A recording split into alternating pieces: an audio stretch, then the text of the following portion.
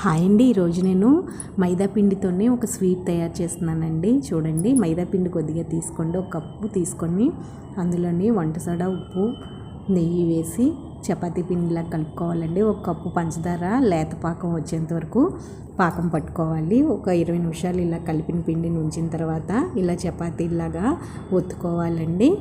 ఒత్తుకొని ఉంచుకోవాలి. ఇప్పుడు పాకం రాగానే నిమ్మరసం ఇలాచి వేసి స్టవ్ ఆఫ్ చేసుకోవాలి. లేత పాకం వస్తే సరిపోతుందండి.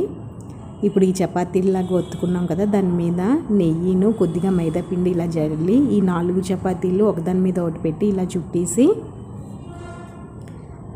ఇలాగా చిన్న చిన్నగా రోల్స్ లాగా కట్ చేసి ఇలా మన చేతితోని ఇలాగా అదమాలండి. అదమేసి డీప్ ఫ్రై చేసుకోవడమే. ఇవి వేగిపోయిన తర్వాత పంచదార పాకంలో వేసుకొని తీసుకోవడమేనండి. అంతేనండి, చక్రాల పూరీలు రెడీ.